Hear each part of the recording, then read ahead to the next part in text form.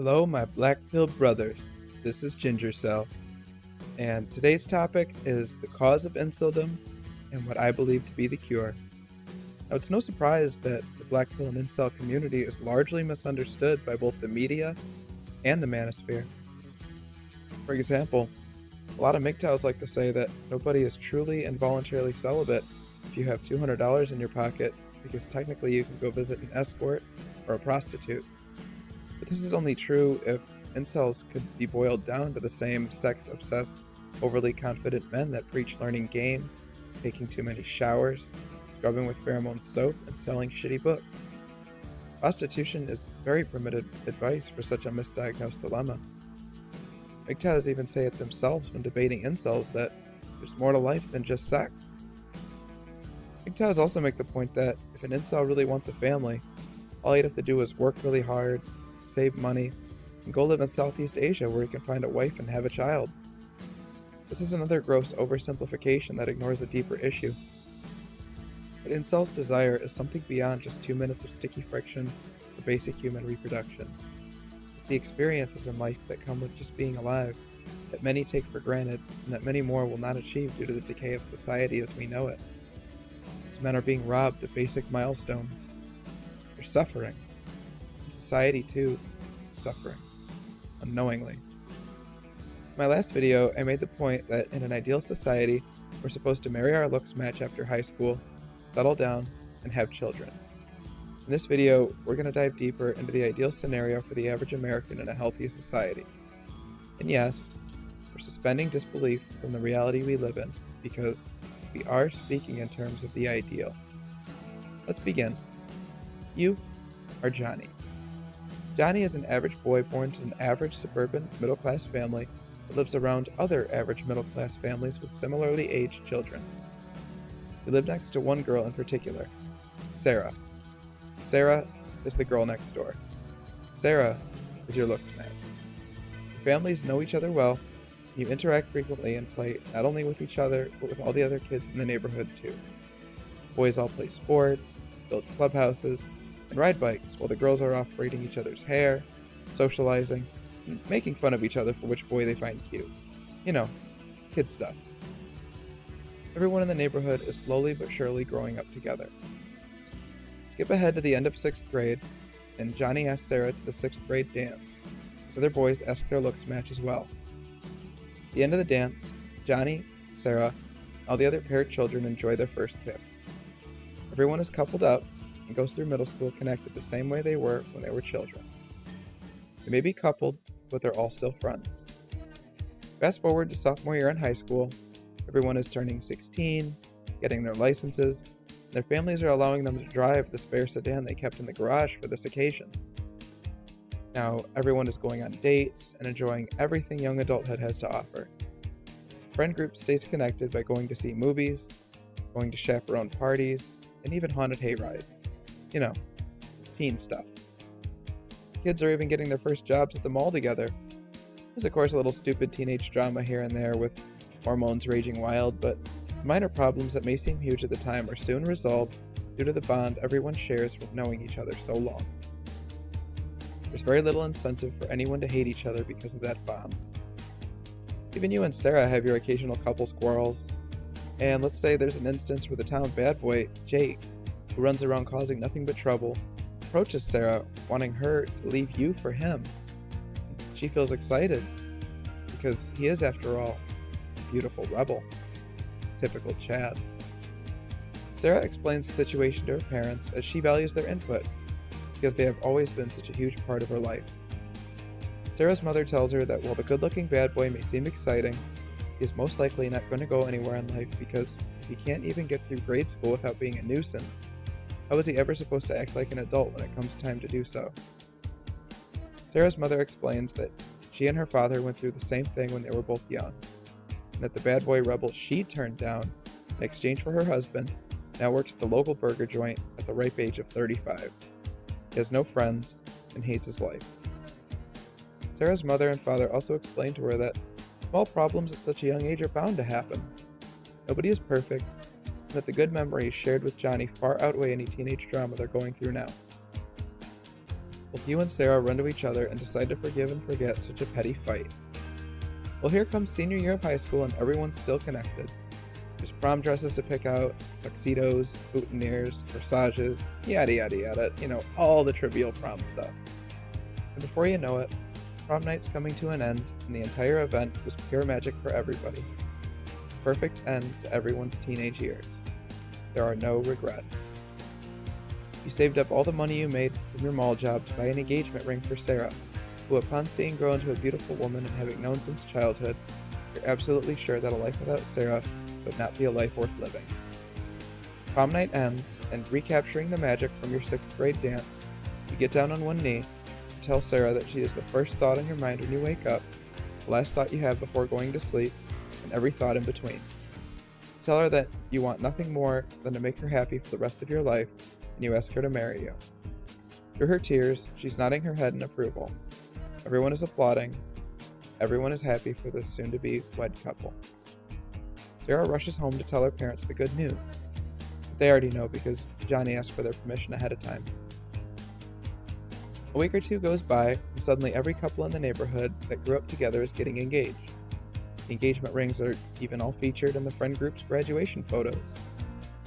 You and Sarah get married, and before you know it, Sarah is pregnant with your first child. Your dad gets you a job at the factory he's worked at since you were a kid, and you buy an average middle-class suburban house just like the one you grew up in. You have a home, a family, a car in the driveway, and your friends are even moving into the newly built houses around you, soon expecting children. You and Sarah have so many memories to talk about. The friend group still gets together to reminisce, and their children even have play dates. There's so many stories to pass on to the children that can give them hope for the future. The important milestones that were met in this ideal situation were as follows. Johnny was never socially isolated. He was always around friends, so his social skills developed correctly. Sarah came from a healthy family with a healthy mother and father figure that made having her own family look appealing to her. She valued her parents' input and bonded further with them as they helped her make the correct decisions. Johnny got to see his childhood friend grow into the woman that is now his wife, as Sarah got to see her childhood friend grow into the man that is now her husband.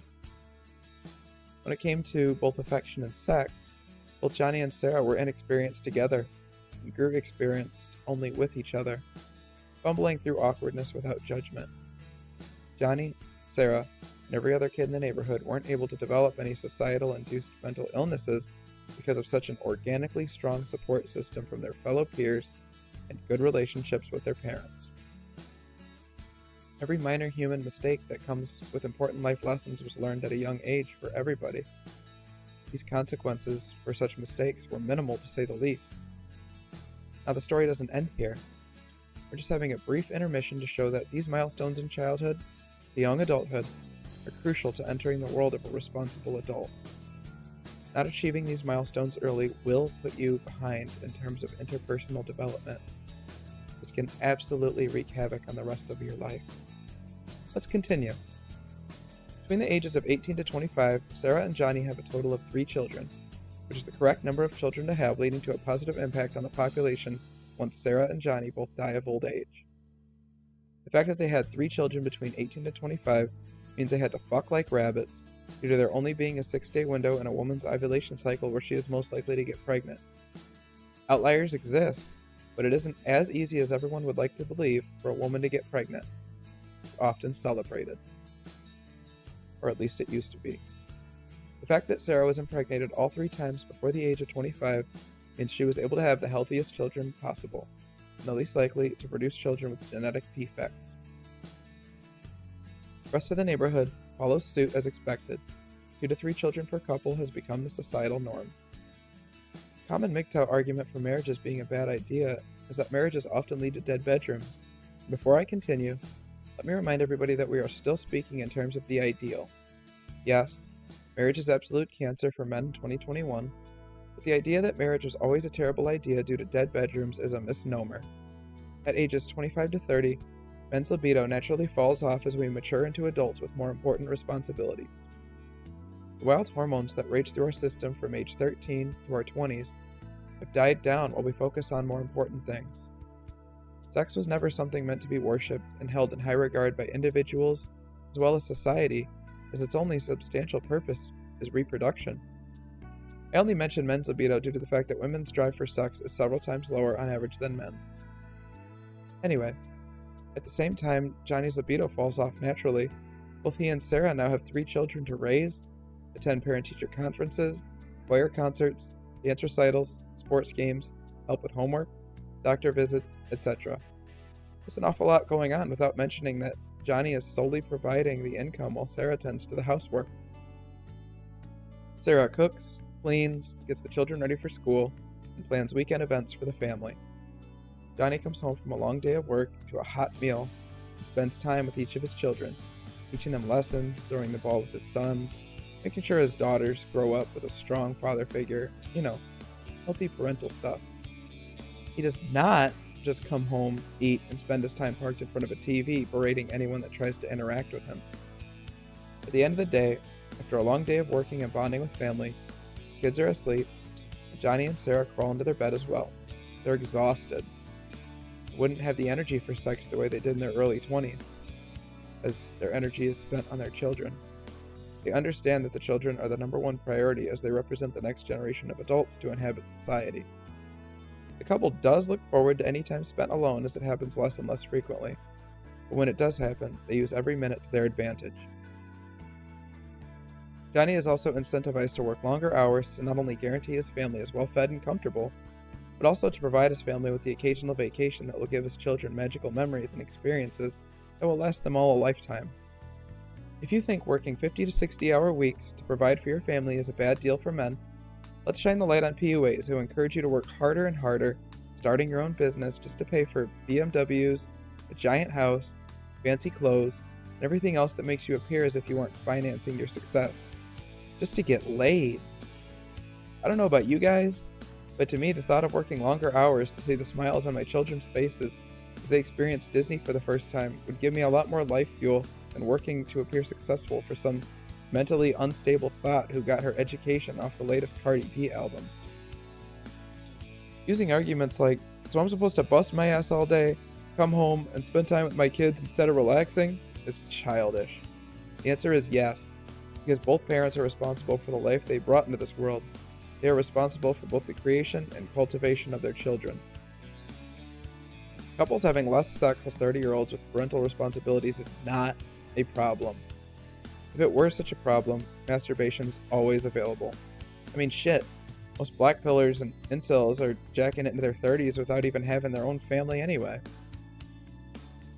Less sex as adults with parental responsibilities is only a problem for a man or woman whose primary goals are not their children's development into healthy adults. The sad truth is, if you're the kind of person that comes home from work and doesn't really care to be involved in your children's lives, like you really could care less about their school days, you just want to be left alone in front of the TV, you get easily aggravated when interacted with, you take your workday out on your family and resent your children, seeing them as the primary reason you can't get laid, you should have never been a parent in the fucking first place. This is complete and utter abusive behavior. What we know about abuse victims is that abuse victims often repeat the abusive behaviors that were bestowed onto them onto others. Abuse victims create abuse victims. The cycle repeats and can begin a decay in society. Fortunately, in our idealistic world, the above situation would be an outlier and not commonplace, as each couple having 2 to 3 healthy children to replace the parents as they die of old age is celebrated as the societal norm. Eventually, this healthy society grows and grows until this culture inhabits their country on a grandiose scale, where its core values are taught and looked upon by less developed nations as the goal. The unfortunate abuse victims that were the toxic couple's children would grow up to not fit in with the rest of society due to their abusive behavior, be socially outcasted, work absolute bottom-of-the-barrel service industry jobs for the entirety of their miserable lives, and not reproduce. Their genetic lineage would end with them at the fault of their parents. Criminals and derelicts would not be held in high regard, but they would have their place in society. These poor bastards would serve as an example for everyone else as to what not to do. Like our pretty bad boy example Jake from earlier, the beautiful and aesthetically gifted individuals with terrible behavior would not be able to get by on their looks alone and ironically be the nation's incels. The average law-abiding citizen that models the values of such a healthy society would be viewed as the golden standard. You know, the exact fucking opposite of what we have in this world today. There are many factors that make this dream scenario unrealistic. Our own biology that breeds more men in good times, creating increased competition amongst dating age males. The current socioeconomic standing of the US, making financial advancement tougher. And of course, the complete, unchained hypergamy in modern women weeding more and more viable men out of the gene pool. The brutal black pill is, if you're an average boy born to an average suburban family past the year 2012, the dream situation for you is completely non-existent. I believe the late millennials were the last generation to experience anything that remotely came close to this idealistic scenario, and that also comes along with all the dangers of family court, Me Too, maternity fraud, and the terrible abuse that average men will face if he does manage to find himself a relationship. Black pillars understand this reality. We're forced to live it. And while it's just Mother Nature running her course and can be explained simply, it doesn't mean that it's lived simply. I know you guys will say, well, you guys are privileged because at least you aren't a 13-year-old wielding an AK-47 in a war-torn country. That may be true, but what are we exactly?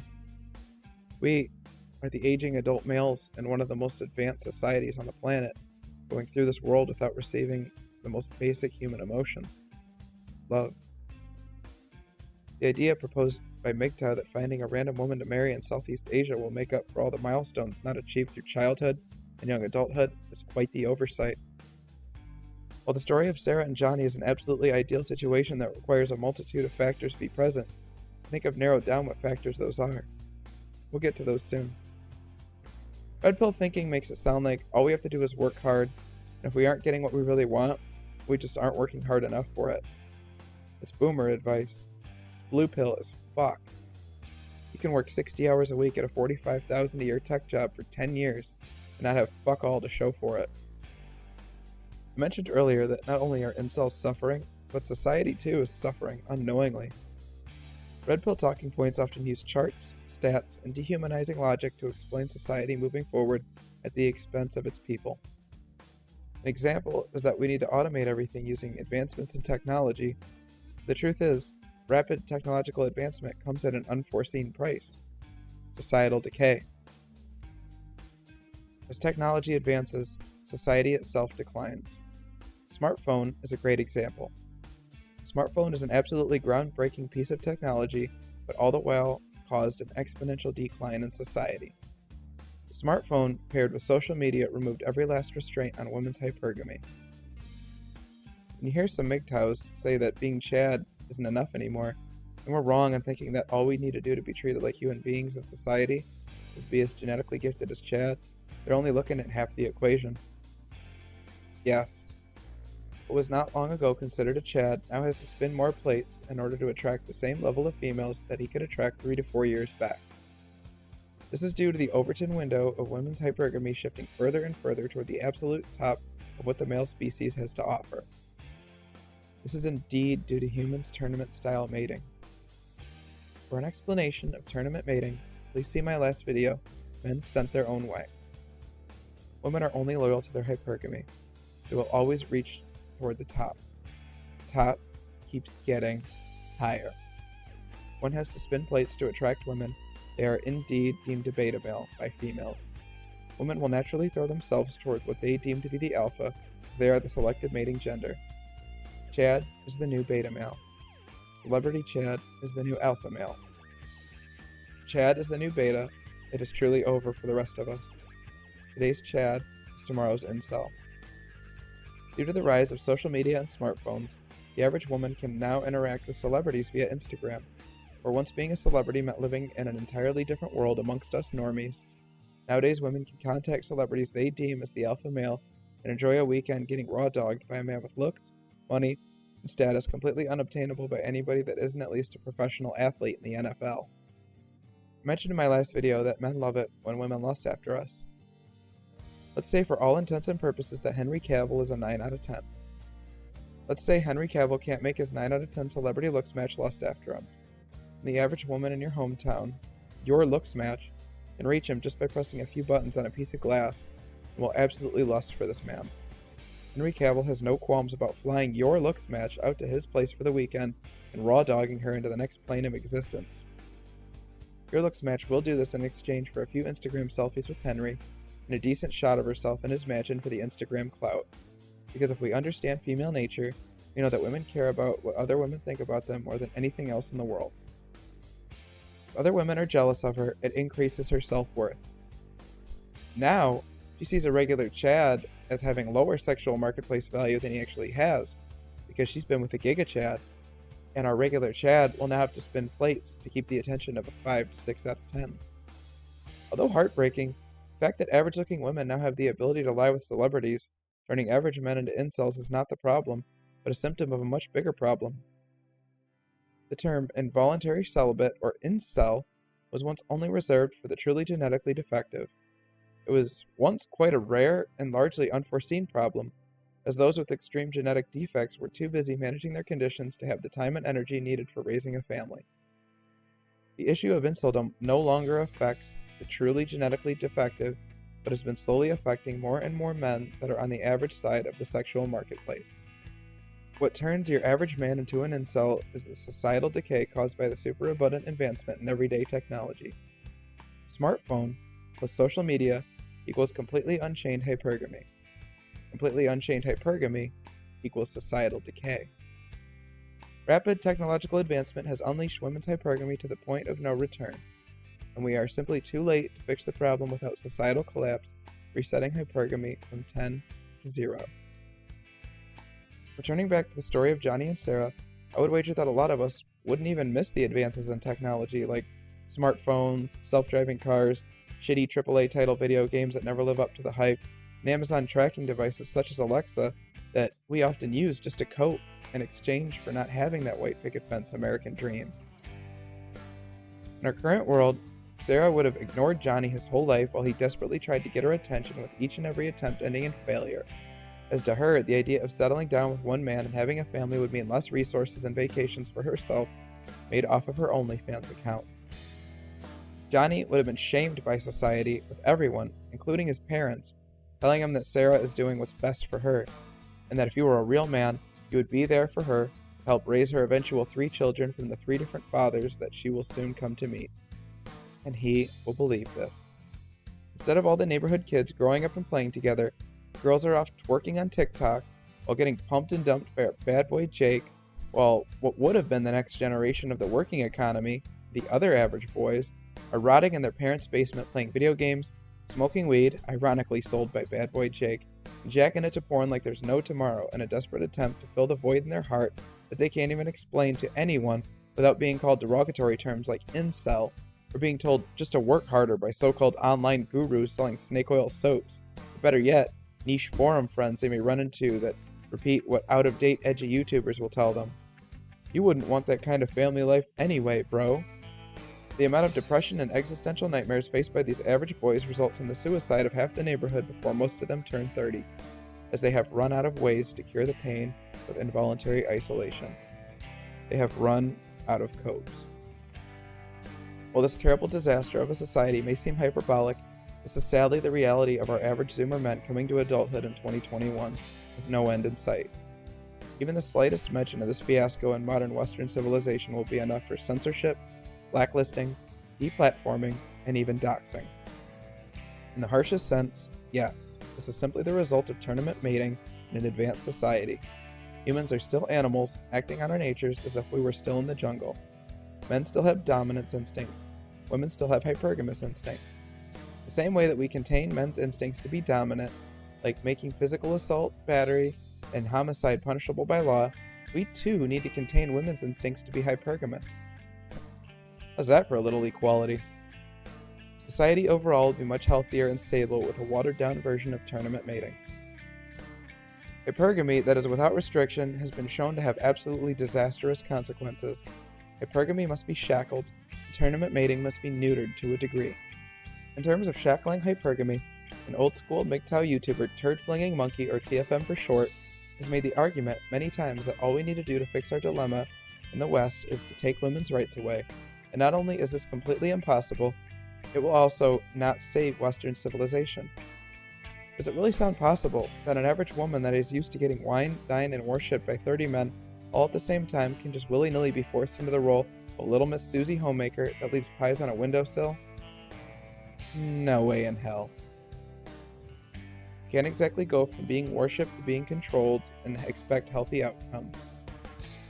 TFM's argument is that women have never risen up and fought back when conquered, citing Boko Haram as his example, where all the men in a particular society were executed, and their women taken as slaves. These women were taken as slaves by absolute warlords that were so far beyond sociopaths it would make Ed Gaines look civilized in comparison. These soldiers had absolutely no issue executing hundreds of men in cold blood, though taking the captured women as spoils of war to them was as mild as jaywalking for the average man. If TFM argues that 1 in 4 women having been the victim of domestic violence in an intimate partnership is statistical conjecture, and that most men in fact would not now or ever physically assault a female love interest, we can conclude that quote-unquote taking women's rights away, bro, would not even be the start of a possible solution, as majority of men can simply not strong-arm their wives into submission. A society in which every man must intimidate his female partner into submission is a society that festers unsurmountable violence, which will ultimately lead to disaster. We see this clear as day in the inner cities when we cite stats that speak out against unconstitutional gun control pushed by the left. Unfortunately, our current society is doomed until some form of world-altering disaster resets hypergamy from 10 back to 0. When hypergamy is contained, when tournament mating is neutered, when women believe that what they want is a stable family with their looks match, only then will we have a healthy society. The healthiest time period in terms of replacement level reproduction was from 1935 to 1975. From this graph, you can see that in 1980 there's a sharp drop in the birth rate. This is due to the sexual revolution starting in 1960 with the invention of the birth control pill, ending in the year 1980 where these new social acts were encouraged.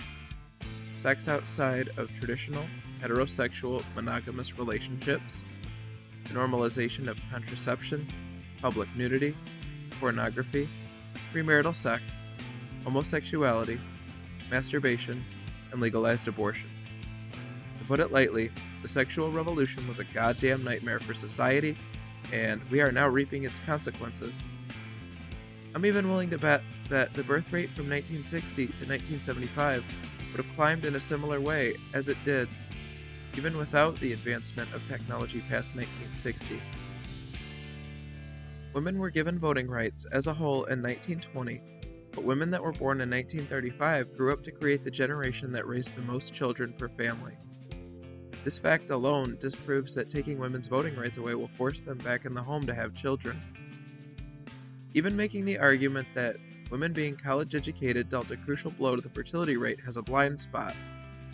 Yes, women in more primitive societies that receive degrees are going to see the men they left behind on the farm as beneath them, but having only women go to college throws an artificial monkey wrench in the sexual marketplace. The truth is, women in the United States have been going to college since 1836, when Wesleyan College was founded. Wesleyan was the first college in the world chartered to grant degrees to women. We can't just pretend that taking women's ability to get educated away will solve all our problems, but restricting college to society as a whole will indeed yield a positive impact. Colleges at one point were reserved for only the truly gifted academics and the super wealthy. It wasn't until 1965 the Higher Education Act was brought into play, which subsidized college loans, making college within reach for more and more people that shouldn't be there in the first place. It's a harsh black pill to swallow, but your average men and women simply aren't made for college. If you're one of the people that are being crushed by student loan debt while holding a degree that doesn't grant a job that pays enough to cover basic living expenses and debt, you shouldn't have even set foot on a college campus, because in all reality you weren't smart enough for the high-paying fields such as engineering, medicine, etc. Having only the brightest men and women in a society attend college means the rest of us normies will be back where we belong in cities, having children and working jobs that maintain the city's infrastructure, like construction, plumbing, automotive repair, sewer maintenance, etc.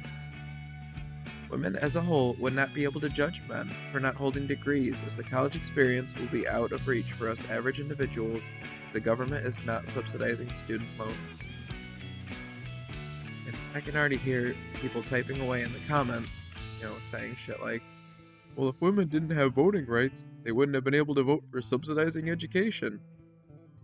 That's a bold statement to make, and indeed ignores the fact that the Higher Education Act of 1965 would have been most likely adopted by the population of voting men, as the idea of their children ascending to the college life is enough for the average man's yes vote. Perhaps the harshest and most brutal black pill to take away from all this is, there truly was no way of stopping the societal decay we face in our 2020 world past 1960. It was over for us before we even began. Getting back to the topic of replacement birth rates, the US having the largest successful economy in the world due to the advances in technology won't mean a thing if Western civilization and all of our Western values get outbred by whichever culture is reproducing above replacement levels, and we're forced to import these cultures to keep such an advanced economy afloat. The world is conquered by who is having the most children. I believe that the only way to keep hypergamy as well as tournament mating at a reasonable level is to only allow technology to advance to the year 1960 for the average person's consumption. Developing past 1960, society begins to decay and becomes unsustainable without the import of other cultures. While it's true that there will always be incels, the problem will be contained to only the rare genetically defective men, as it once was.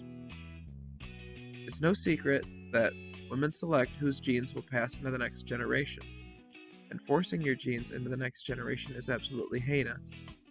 But controlling hypergamy via controlling technology is perhaps the most humane way of ensuring the growth of a healthy society. The cure for Inceldom is for the US to first collapse, reset, and mimic the 1935 to 1960 era, and not allow technology to progress past what was in 1960. This was the only time period in the history of the US that the ratio of tech advancement to societal stability in terms of birth rate was proportionate. Technology such as smartphones and social media are simply not meant for the average people in a healthy society. Perhaps the simplest and most believable way of achieving this societal paradise is to preach the importance of religion on a mass scale post-collapse and consider every technology past 1960 to be considered blasphemy, as it's highly likely that average people will unknowingly keep themselves in the dark by not thinking against the societal norm. Tech advancement is nice, but a stable society is nicer, and will ultimately benefit us more.